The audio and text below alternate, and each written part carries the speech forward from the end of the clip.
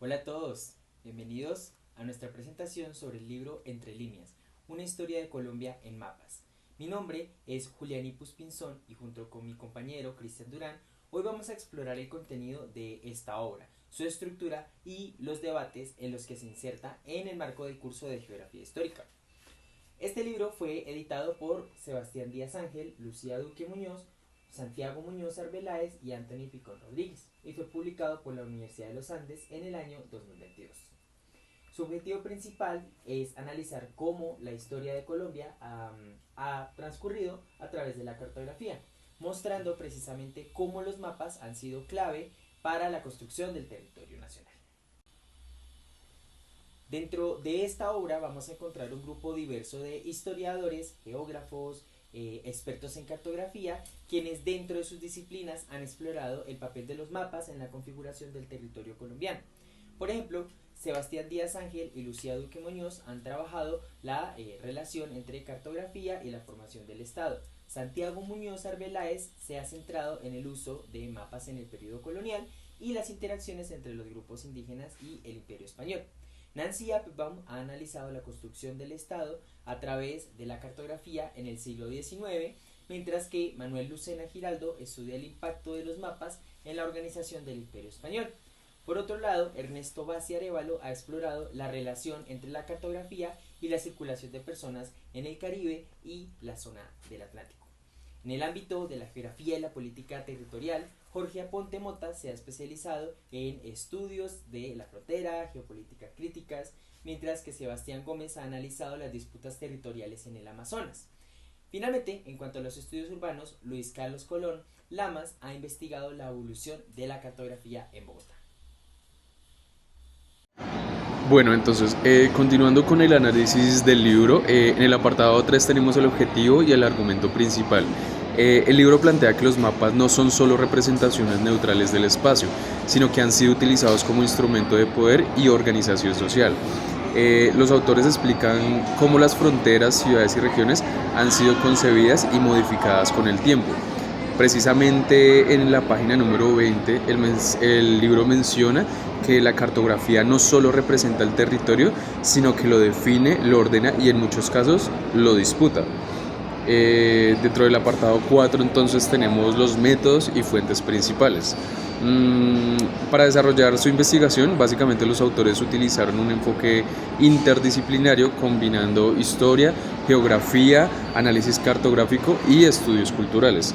Entonces, las principales fuentes utilizadas incluyen archivos históricos, documentos oficiales, crónicas de la época y colecciones cartográficas de la Biblioteca Nacional de Colombia, la Biblioteca Luis Ángel Arango y el Archivo General de la Nación. Bueno, el libro comienza su recorrido en los siglos XVI y XVII en una sección sobre las primeras cartografías y el orden colonial. Entonces, cuando la cartografía europea comenzaba a representar las tierras del Nuevo Mundo, en este periodo los mapas no solo sirvieron para describir el territorio, sino que también fueron herramientas para la apropiación y el control de espacios por parte del Imperio Español. Uno de los conceptos claves en esta sección es el de imaginación geográfica, que hace referencia a cómo los mapas no solo reflejan la realidad, sino que la construyen de acuerdo con las visiones de poder. Santiago Muñoz Arbeláez destaca cómo los mapas de la época eran usados por las autoridades coloniales para justificar la expansión y el sometimiento a poblaciones indígenas. Ahora, esta idea dialoga con el trabajo de David Arnold en La naturaleza como problema histórico, donde plantea que la expansión europea no solo transformó los territorios físicos, sino que también impuso nuevas formas de organización del espacio. En ese sentido, los mapas no solo fueron documentos técnicos, sino también instrumentos ideológicos que definieron el orden social. Ahora, hay otro debate clave en la época y es el determinismo ambiental. Precisamente Fernand Braudel en el Mediterráneo y el mundo mediterráneo en la época de Felipe II propone que el entorno natural condicionó el desarrollo de las sociedades. En contraste, entre líneas, el libro muestra que, aunque el medio físico influyó en la configuración territorial, los actores sociales jugaron un papel crucial o importante en la construcción del espacio En cuanto a la estructura del libro, esta sección se enfoca en la cartografía temprana del Nuevo Reino de Granada, que explora mapas como el de Juan de la Cosa y los primeros padrones reales. Precisamente lo que más llama la atención del mapa de Juan, que fue realizado en 1500, es que se trata de la primera representación cartográfica conocida del continente americano. En él se muestra un territorio aún en construcción, donde coexisten las referencias indígenas y europeas. En este mapa no solo sirvió como una herramienta de navegación, sino que también reflejaba la percepción del espacio por parte de los colonizadores y sus expectativas de dominio sobre las nuevas tierras. Bueno, continuando con el siglo XVIII, en una sección del libro En las reformas borbónicas y nueva cartografía, se menciona que en el siglo XVIII trajo consigo transformaciones profundas para la cartografía del Nuevo Reino de Granada debido a estas reformas borbónicas. Esas reformas promovidas por la monarquía española buscaban mejorar la administración colonial, optimizar la recaudación de impuestos y fortalecer el control territorial. En este contexto, los mapas dejaron solamente de ser una herramienta de exploración y se convirtieron en instrumentos estratégicos para tres aspectos: gobierno, economía y guerra. Entonces, uno de los conceptos importantes en el periodo es el de cartografía ilustrada. Este concepto hace referencia a los esfuerzos por representar el territorio de manera más precisa y científica, en línea con los principios de la ilustración. A diferencia de los mapas anteriores, que combinaban descripciones subjetivas con elementos simbólicos. La cartografía del siglo XVIII entonces se enfocó en mediciones más exactas, la representación de recursos naturales y la tercera vendría siendo la delimitación de fronteras. Este cambio se refleja en mapas como el de Francisco Requena, que fue fundamental en las negociaciones del Tratado de San Ildefonso en 1777 entre España y Portugal. Este mapa destaca porque no solo delimita el territorio del virreinato del Nuevo Reino de Granada, sino que representaba con gran detalle tanto cursos fluviales y la distribución de las poblaciones indígenas en la Amazonía. El libro Entre líneas se menciona cómo esta cartografía se convirtió entonces en una herramienta de diplomacia y de control territorial. Otro mapa importante es el plan geográfico del Virreinato de Santa Fe, elaborado en el siglo XVIII para consolidar el conocimiento del territorio colonial y facilitar su administración. A diferencia de los mapas del siglo anterior, este plan geográfico tenía un enfoque más técnico, basado en expediciones científicas y utilizado para el diseño de caminos y la organización fiscal del virreinato. Bien, ahora hay un debate central en este periodo y es la relación entre cartografía y ordenamiento territorial. Con la reorganización administrativa del virreinato y la creación de nuevas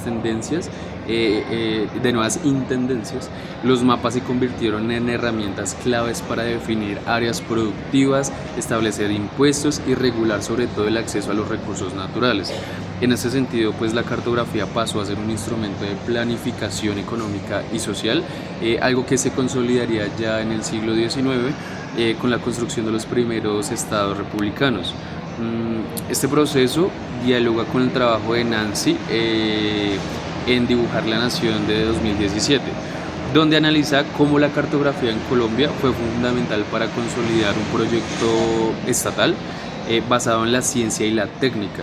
Aunque su estudio se centra en el siglo XIX, sí es verdad que se puede ver que en el siglo XVIII los antecedentes de esta visión de los mapas como herramienta de modernización y control territorial. Ahora, en cuanto a la estructura del libro, en esta sección del libro Entre líneas, se resalta cómo la cartografía del siglo XVIII reflejó el giro hacia una nueva administración más centralizada y racional del territorio. Ahora, el libro también advierte que, pese a su aparente objetividad, estos mapas aún estaban marcados por intereses políticos, económicos y sobre todo estratégicos. De esta manera, en el siglo XVIII fue un periodo en el que la cartografía dejó de ser solamente un reflejo del poder colonial y se convirtió en una herramienta de planificación territorial y control estatal. Los mapas ya no solo describían el mundo, sino que ayudaban a administrarlo y explotarlo económicamente. Esto pues sentó las bases para la cartografía del siglo XVI. Muy bien. Ahora iremos con el siglo XIX, donde el periodo de grandes transformaciones políticas y territoriales en Colombia fue desarrollado. Tras la independencia, la cartografía fue un elemento clave para la consolidación del Estado-Nación.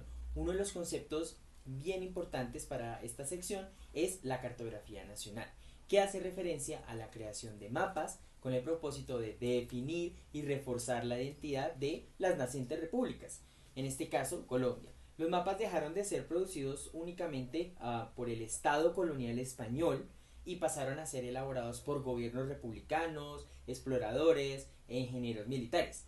De hecho, un mapa fundamental para este periodo es el Mapa General de la Nueva Granada de Agustín Codazzi en 1850.